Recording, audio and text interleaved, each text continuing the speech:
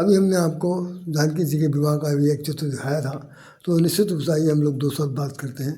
जय श्री राम। मैं उसी चौपाई को गा रहा हूँ, राम सीता के विवाह का। गाँव ही सब मिल मंगल गीता, लैल नाम राम अरु सीता। गाँव ही सब मिल मंगल गीता, लैल नाम राम अरु सीता। छवि सिंह सोहत सिय राम की जोरी, छवि सिंगार मनहु एक ठोरी। सोहत सिय राम की जोरी, छवि सिंगार मनहु एक ठोरी। ये 2 चौपाइयाँ हैं जो रामचरितमानस के अंदर बहुत ही उच्च कोटि हैं, और इन पर अपने अपने ढंग से लोग विवाह के समय गाते हैं। और भी तमाम सारी चौपाइयाँ हैं, लेकिन मैंने 2 चौपाइयों को विशेष रूप से चुना, और हमने उसको बहुत से अपने मित्रों को भेजा भी था कि यदि आप लोग पाठ करना चाहें तो उस प्रसंग को ले सकते हैं। तो ये पाठ का जो जहाँ से शादी शुरू हुई, हमने वो सबको भेजा था। तो सोठा नंबर 311, और जहाँ पर समापन होता है जनवासी से, जहाँ पर विदाई का समय आता है, तो वो 329, दोहा नंबर 329 है। ये बाल कांड का है। वैसे आप लोगों के ज्ञान में मिला दूँ कि बाल कांड में सिर्फ 2 ही अध्याय है, 2 ही प्रसंग है खास तौर से। भगवान शंकर का विवाह तो हुआ ही है, उसकी कोई बात नहीं, लेकिन राम का विवाह, भगवान शंकर का विवाह और राम का जन्म और भगवान राम का विवाह, ये दोनों प्रसंग इतने लंबे हैं कि पूरा बालकांड इसमें ही संपन्न हो जाता है। बहुत लंबा चौड़ा, मेरे ख्याल 364 तो है उसमें बालकांड में। खैर, तो मैं आज आपको जो 2 शब्द कहना चाहता हूँ सिर्फ इतने हैं कि शादियाँ तो सब दुनिया में होती हैं, सब जगह होती है। हर देवी देवता करते हैं, राक्षस गंधर्व करते हैं, और तरह तरह की जितनी भी जातियां हैं चराचर, उन सब में भी कहीं ना कहीं पर शादी विवाह का जिक्र होता है। चाहे वो जनजाति हो, चाहे पिछड़ी जात हो, चाहे अनुसूचित जाति हो, कोई भी हो, शादियाँ सबके अपने अपने ढंग से, अपने रीति रिवाज से, प्रथा से होती रहती है। यहाँ पर 2 महाराजाओं के परिवार में शादी हो रही, और दोनों परिवार जो है वो एक दूसरे से भिन्न है। महाराज जनक जो हैं वो चंद्रवंशी हैं, महाराज दशरथ जो है सूर्यवंशी हैं, इक्ष्वाक वंश के हैं, और उनके यहाँ शादी की बात हो रही है। बड़े ताजुब आश्चर्य की बात होगी आपको कि शादी के सिलसिले में दूर दूर तक किसी को नहीं मालूम था कि आज विश्वामित्र जो यहाँ आए हैं, ये यज्ञ की रक्षा करवाने के लिए, ये लेके जाएंगे कहाँ। तो वो तो प्रारंभ से ही हो गया था भाई। लिखा हुआ है कि वशिष्ठ जी ने अपने कहा,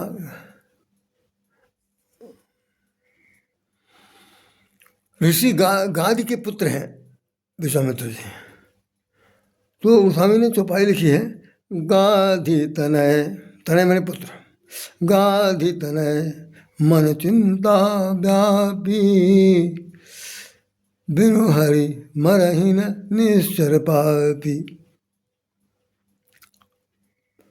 गाधी तनय मन चिंता व्यापी, बिनु हरि मरहीन निश्चर पापी।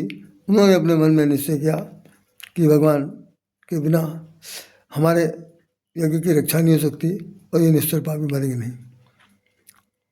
तो दोनों लोग मांगने के लिए आए थे, दोनों पुत्रों को मांगने आए। राजा दशरथ ने पहले तो मना कर दिया, और यहाँ तक कि हमारे जो जगदाचार्य जी महोदय हैं, स्वामी रामभद्राचार्य जी ने, उन्होंने एक भजन गाया था बहुत पहले की बात तो गाते रहते हैं।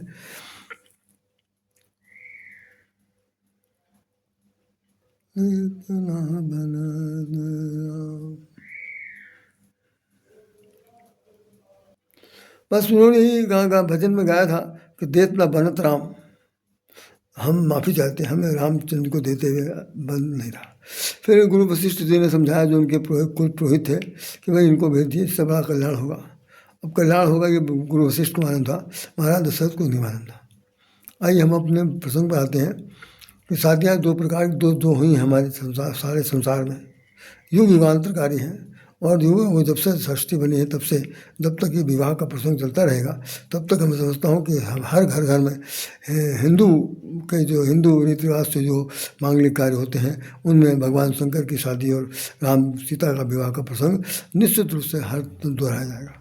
यहाँ तक कि शादियों में भी जो श्लोक पढ़े जाते हैं, ब्राह्मण लोग पढ़ते हैं जो शादी वादी कराते हैं, वो भी इन्हीं दोनों का उदाहरण देते हैं। आप लोग कभी भी बहुत गौर से सुनिएगा, जो लोग रात में बैठते हैं देखते हैं, तो इन दोनों की शादी होती है।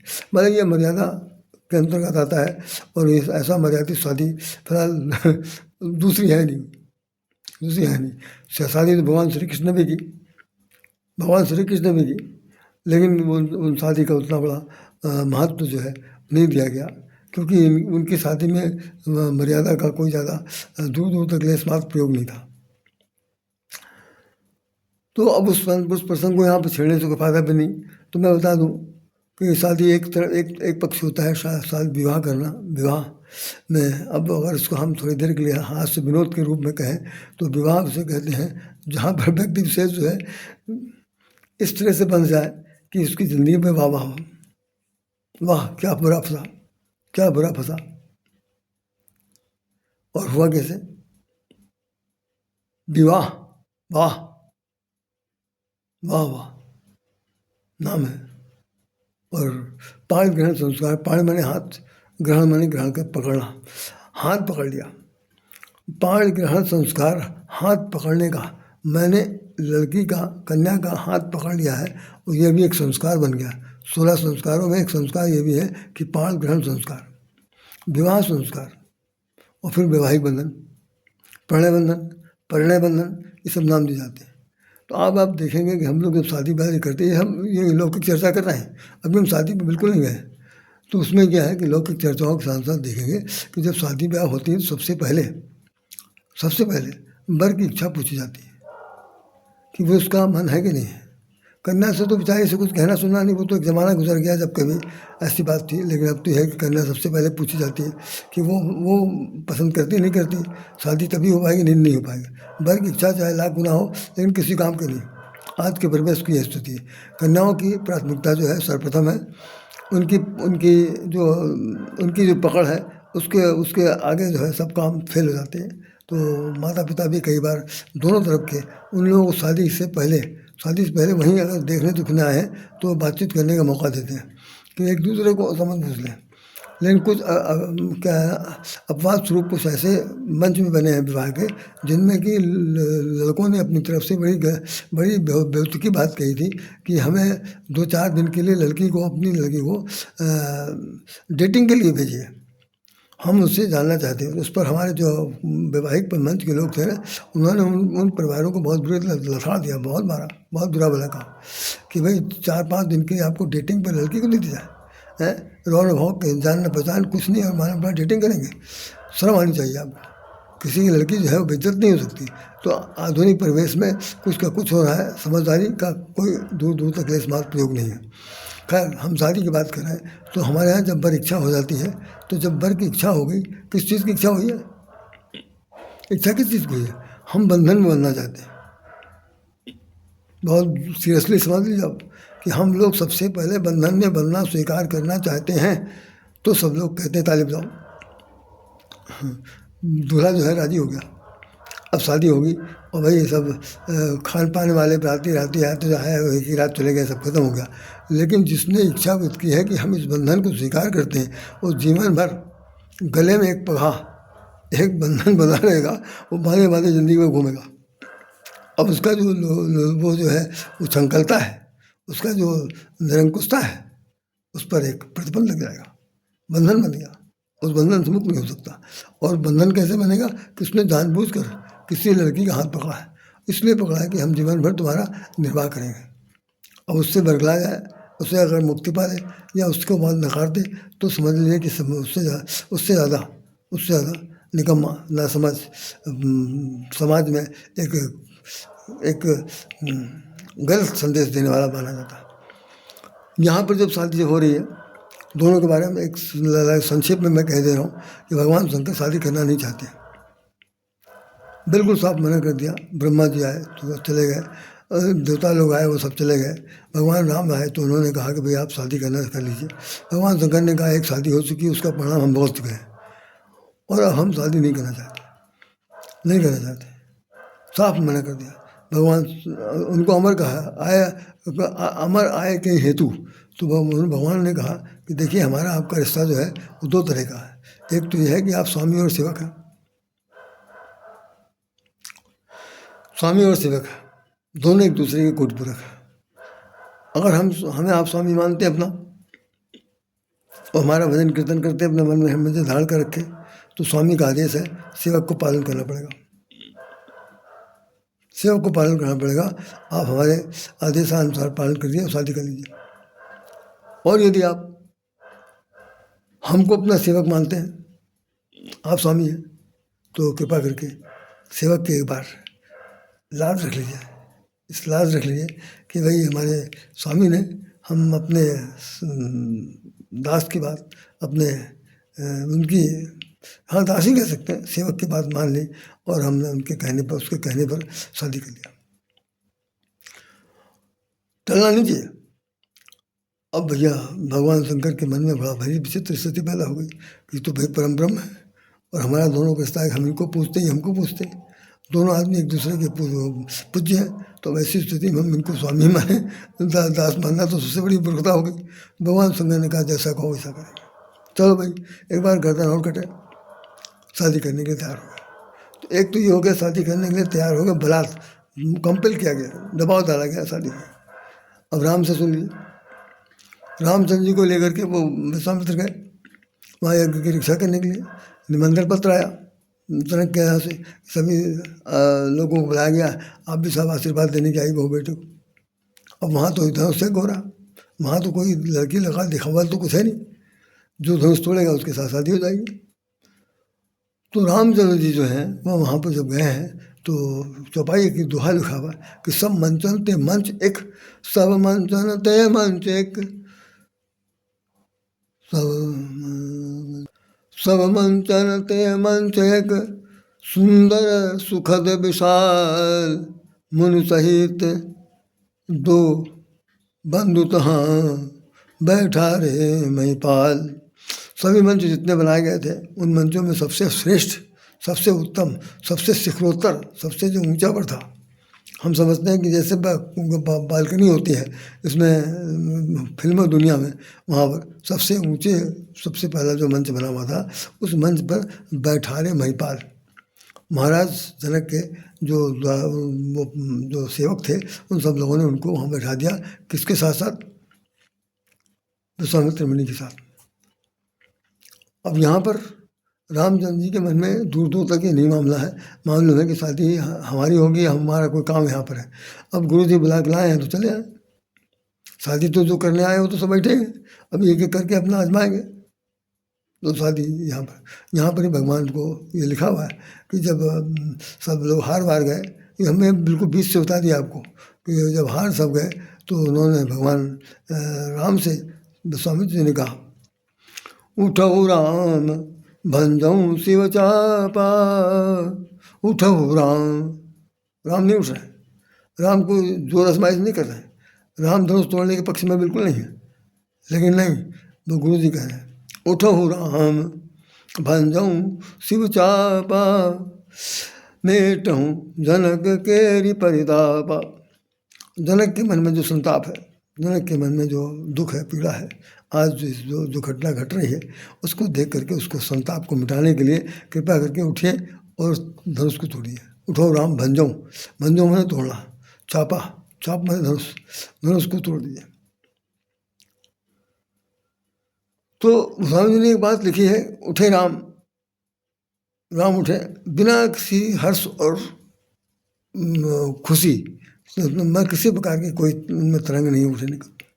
अब हम यहाँ पर इसको यहाँ पर थोड़ी देर के लिए हम उस पक्ष पे जा रहे हैं कि देखिए आज देखिए हम लोग बराती भी हैं और घराती भी हैं। शादी अभी नहीं हुई है, माता वो मैं सुनैना ने जानकी जी से कहा कि बेटी आज जाओ तुम जल्दी से सुबह सुबह गौरी की पूजा करके आ जाओ, क्योंकि आज धनुष टूटेगा, जिसके साथ विवाह होगा तुम घर से चली जाओगी, तो कम से कम माता जी का प्रणाम करके आओ। तो वो जाती हैं वहाँ पर वो जाती हैं और वहाँ पर भगवान राम लक्ष्मण दोनों भाई आए हुए हैं जनक वाटिका में फूल तोड़ने के लिए। भगवान अब उनको विश्वामित्र को पूजा करनी है, उसके लिए फूल पुष्प चयन के लिए आए। तो दोनों तरफ दोनों की तरह चौपाइयाँ देख लीजिए, बहुत बहुत हृदय को आनंदित करने वाला है। भैया हालांकि मैं बहुत अच्छे ढंग से इस वक्त गा बजा के नहीं बता रहा हूँ, सब संक्षेप में कहना है तो जल्दी जल्दी कह दे रहा हूँ। तो हुआ क्या, राम इधर धनुष तोड़, वो पुष्प वाटिका में फूल तोड़ना है, और जानकी जी वहाँ आई हैं पार्वती जी के मंदिर में पूजा करने के लिए। तो चौपाई देख लीजिए, कंकन किंकिन नूपुर धुनि सुनि कहत लखन सन राम हृदय गुनि। कंकन किंकिन नूपुर धुनि सुनि कहत लखन सन राम हृदय गुनि। क्या कह रहे हैं, उन्होंने जब वो छम छम पायल की बात, कंगन की आवाज़, पायल जो पहने थे उसकी भी छम छम की आवाज़, नूपुर धुनि सुनी सुना, तो कहा रामचंद्र जी लखन से लक्ष्मण से कह रहे हैं, तात जनक तन्याय सोई धनुष जग यही कारण होई। हे भाई, यही वो लड़की है जिसके साथ आज शादी होने जा रही, तात जनक तन्याय सोई, धनुष यज्ञ, इसी के कारण धनुष यज्ञ होने जा रहा। तो यहाँ तक तो बहुत ज़बरदस्त मर्यादा है, अपने भाई से बता दिया, फूल तोड़ने लग गए। उधर से वहाँ जो सखियाँ सब आई हुई थी, जो कंकन किंकित पहन के चल रही थी, छम छम छम छम बोला है, तो सबका मन आकर्षित हो रहा है।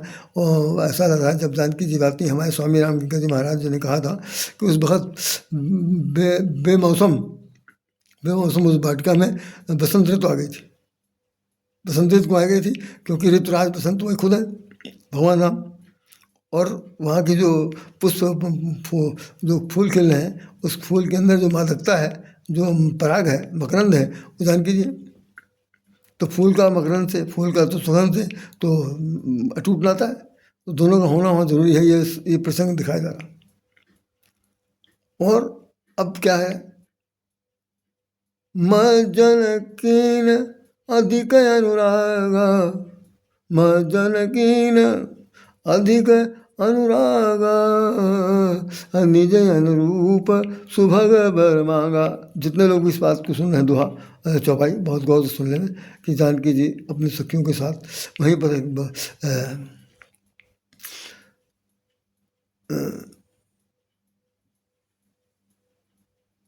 सर समीप गिरजागृह सुहा, सर में तालाब, सर समीप गिरजागृह सोहा, बरण न जाई मनोहर लोभा। तो उसी तालाब में जो बहुत सुंदर सा है, जहाँ पर केवल औरतें ही स्नान करती हैं, पुरुष का वहाँ जाना वर्जित है। तो मज्जन की बहुत अनुरागा, सभी देवियों ने खूब कायदे से स्नान ध्यान किया जैसे होना चाहिए। क्या हुआ, करने के बाद अपना अस्तबस्त सब धारण करके वो जाए उनके मंदिर जाते। तो दूसरी चौपाई जो लिखी हुई है कि निज अनुरूप सुभग वर मांगा। कोई लड़की अपने से एक्स्ट्रा ऑर्डनरी, सुपर फाइन और स्मार्टनेस में सबसे अव्वल वर नहीं मांगा। जैसे वो मान लो थोड़ी देर के लिए कोई सामान है या कुरूपा है या अन्य है, तो वो कोई बहुत स्वरूपा वाला नहीं मांगा, उन्होंने कहा निज अनुरूप। आज की तारीख में यही है कि लड़कियों को सबसे बेस्ट हैंडसम हीरो जैसा वर चाहिए। इसको उसी चयन के लिए आजकल इतनी देरी हो रही। माता पिता के कहने पर कोई सुनने वाला नहीं, कान से निकालते रहते हैं और कहते हैं झकमन झक न मारो। शादी कोई ज़रूरी नहीं है, हो चाहे ना हो। आज की तारीख में लड़कों लड़कियों को दोनों की यही बात है। बहुत लंबी तलाश है। क्रीम कभी क्रीम बाप दिखाया जा रहा है, इतनी सुंदर इतनी सुंदर इतनी सुंदर। अरे भाई सुंदर कहाँ से लाओगे, बनाने वाला तो एक है, 10-20 तो है नहीं। तो जैसा उसने बना दिया, क्या पता आपके स्वरूप में कुछ यही लिखा हो, तो उससे क्या करेंगे। अभी आज आज नहीं कह रहा हूँ मैं, मेरे ख्याल से 1 महीना हो गया, एक साहब से मेरी बातचीत हुई थी। तो उन्होंने शादी की सिलसिले में बात हुई थी, तो उन्होंने कहा कि देखिए ऐसा है कि मेरी शादी तय हो गई, नहीं तो मैं आपसे बात करता हूँ। मैंने कहा कोई बात नहीं, कोई बात नहीं। कहने आपको बता दूँ, सच पूछे तो हम जो है अब उस जिस लड़की शादी हो जा रही है उससे कम से कम 100 गुना गौरांगी है, गौर बन के, और लड़की जो है वो बहुत ही डिम सांवली है। लेकिन अब शादी तय हो गई है और घर वाले भी दबाव डाले हैं, तो अब शादी करनी पड़ेगी।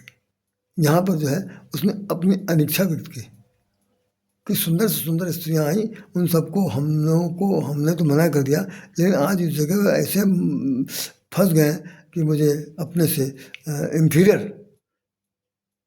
स्वरूप वाली लड़की शादी करनी पड़ी। हमने वही भगवान का जैसा मर्जी हो वो तो करने पड़ेगा, कर लाड़ी खत्म करिए रोज़ रोज़ के नंदन।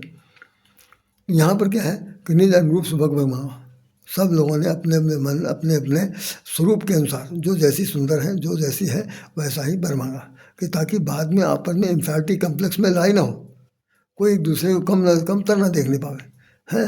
अब लेकिन यहाँ राम और जानकी दोनों तो में रंग काला, एक का काला एक सामने है गोरी, सीता जी गोरी है और राम सामने। यहाँ पर संयोग हो रहा, लेकिन संयोग इतना ज़बरदस्त हुआ तो वहाँ गए और जा करके जानकी जी ने प्रार्थना किया। प्रार्थना करने से पहले राम और सीता का मिलन हो चुका। कैसे मिलन हुआ वो लाइन बता दूँ, मैं बहुत जल्दी ख़त्म करूँगा कि वो मानहु गगन तुंद वियदीनी मनसा विश्व विजय कह कीनी। वहाँ वो जो उन्होंने कहा नहीं थी तात जने कहता ना सोई, उसी के बाद मानहु गगन धुंद वियदीनी मनसा विश्व विजय कह कीनी। ऐसा लगता है कामदेव ने कुछ अपनी धुंध भी बजा दिया। और इस समय जो वातावरण दिखाई पड़ रहा है इस बगीचे में, उसके अंदर लग रहा है कि मानो गगन दुंदबी दीनी मनसा विश्व विजय कह गिनी। विश्व के मानस पटल पर कामदेव ने विजय प्राप्त कर लिया है और अपनी तरफ से बजा रहा। अब विश्व कौन है? विश्व का स्वरूप कौन है?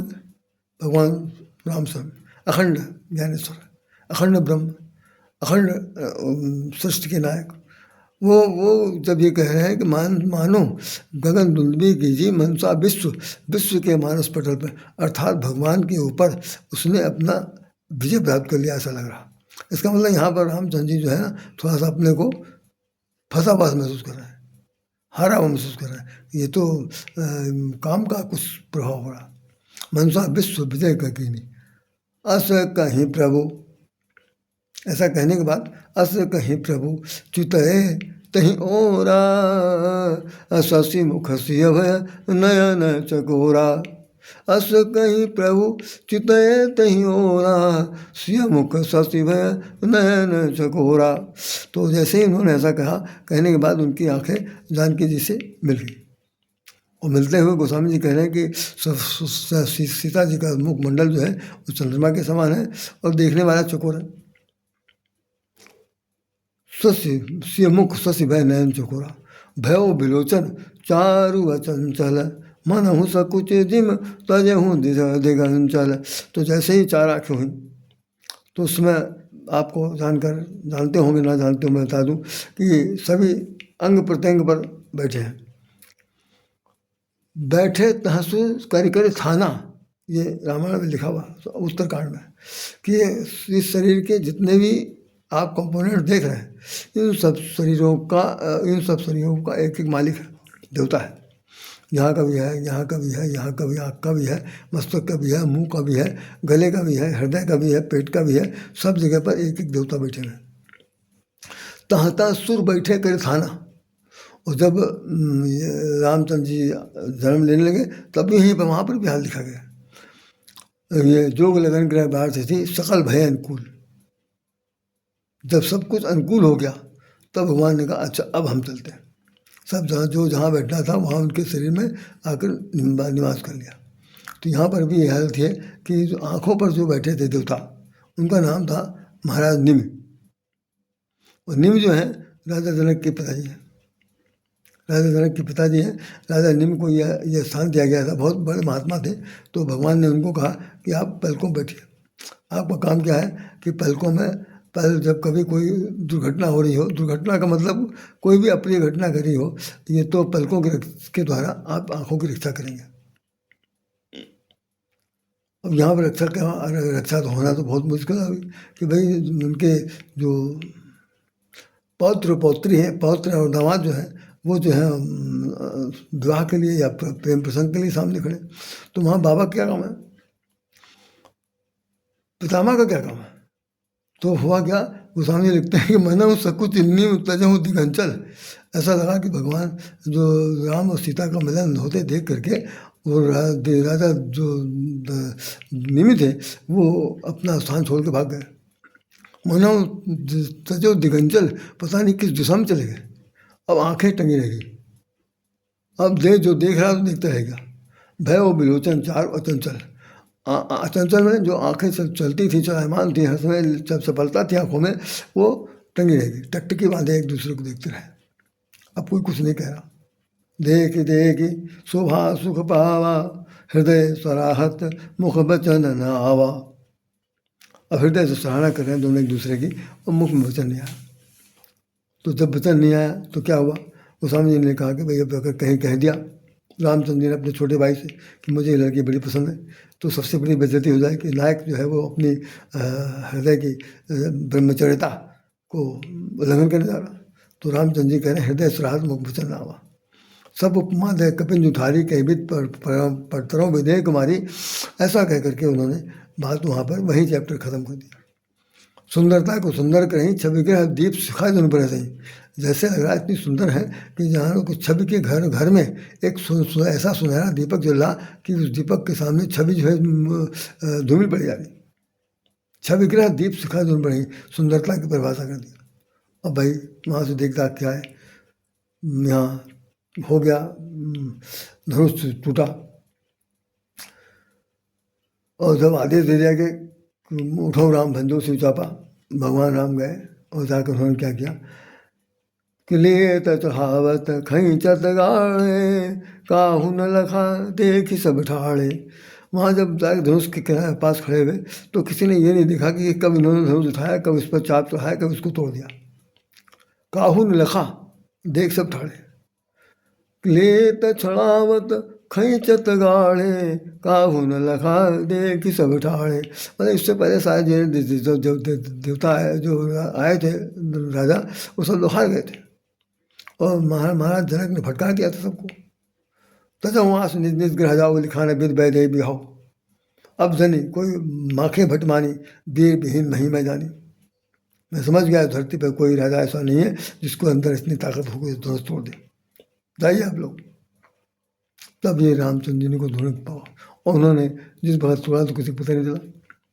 तई क्षण मध्य राम धनु तोरा, भरे भुवन धुनि घोर कठोरा।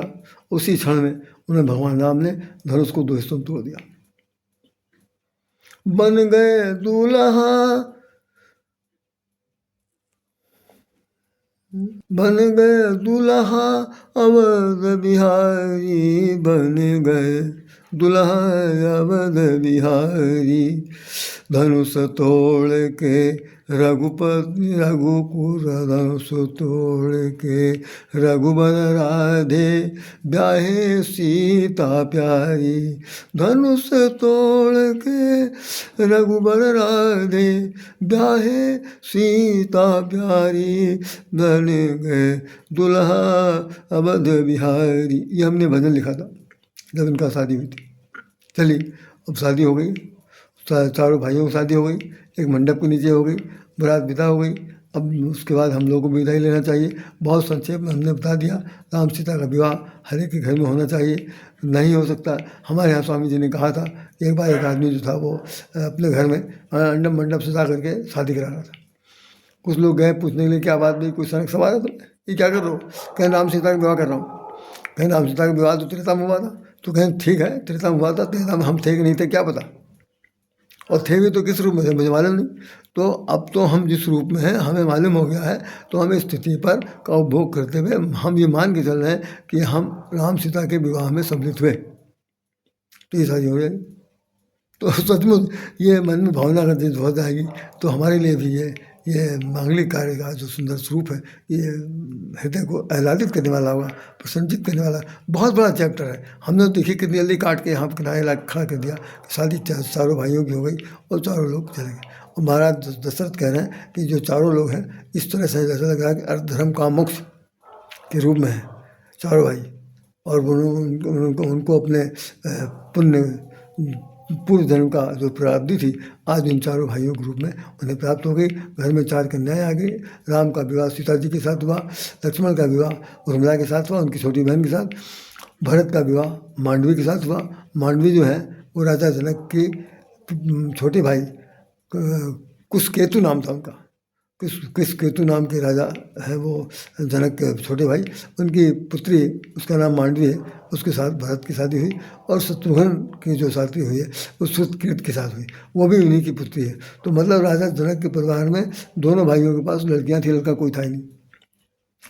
तो गुरु वशिष्ठ ने कहा कि भैया जो इससे अच्छा मौका कोई नहीं मिलेगा। राम सीता की शादी होगी, 3 लोग बाकी बचे, इनका निपटा दो, 2 लोग तो नहीं 3 लोग। तो सबका शादी वहाँ कर दी गई, सब लोग अपने अपने घर आ जाते हैं। इस तरह सब मंगल बधा हुआ कि जा दिन ब्याह राम ते आए, जा दिन राम ब्याह घर आए, घर घर मंगल मोद बढ़ाए। जा दिन राम ब्याही घर आए, घर घर मंगल मोद बढ़ाए। यही है, सब लोगों घर में मंगल बात हो। जो लोग इस प्रसंग को गाते हैं उनके घर में ऐसा गोस्वामी जी ने लिखा है कि मांगलिक कार्य होता है और बहुत प्रसन्नता होती है। आप सब लोग इस प्रसंग को बहुत ही दिल से, हृदय से मन लगा के पढ़िए, आनंदित होइए और ये समझ के समझिए कि हमारे घर, हमारे जीवन में अगर राम जग जाए, रामत्व जग जाए, राम महता आ जाए तो निश्चित रूप से यहाँ पर जगजननी का निवास होने में विलम्ब नहीं लगेगा। विवाह तो एक बहाना है। सच ये है कि जहाँ सीताराम निवास करते हैं उससे बड़ा संसार में कोई घर मंदिर हो नहीं सकता। तो आपका घर, आपका मन मंदिर बने, उस मंदिर में राम सीता निवास करें, है ना। उसमें हनुमान जी के लिए लिख दिया गया कि भाई पवन तनय संकट हरण मंगल मूर्ति रूप राम लखन सीता सहित हृदय बसु सुरभूप, प्रार्थना की। तो हनुमान जी से प्रार्थना की गई है, हम लोग आपसे प्रार्थना कर रहे हैं कि भाई आप लोग भी अपना राम सीता को अपने मन मंदिर में बसाइए और रोज़ शादी कीजिए। रोज़ ना करिए, साल में एक बार तो कर ही लीजिए, या अगहन मास की पंचमी को। ठीक है साहब, बहुत बहुत शुभकामनाएं, सादर नमन मेरी तरफ से। किसी भी प्रकार की कोई त्रुटि हुई हो तो ये राय शाम अल्प की समझिए, कुछ नहीं मुझे आता। तो आपको नमस्कार करता हूँ और भगवान से प्रार्थना करता हूँ कि अवसर हमेशा इस तरह से आए कि हृदय में आह्लाद, हृदय में प्रसन्नता, हृदय में खुशियाँ कूट कूट के भर जाए और हम लोग मगन मगन हो जाएं। जिनके घरों में शादियाँ नहीं हुई हैं भाई, उनका घर भी रोशन हो जाए, यही मेरी प्रार्थना है। इन शब्दों के साथ राय श्याम पुनः आपको हृदय से नमन करता है। जय श्री राम, जय श्री राम, जय श्री राम, जय श्री राधे, जय श्री कृष्ण, जय सीताराम। फिर वही लास्ट लाइन में कह दे रहा हूँ, गाँव ही सब मिल मंगल गीता, ले ले नाम राम अरु सीता, ले ले नाम राम अरु सीता, गाँव ही सब मिल मंगल गीता, ले ले नाम राम अरु सीता। सीताराम सीताराम सीताराम कहिए जाहि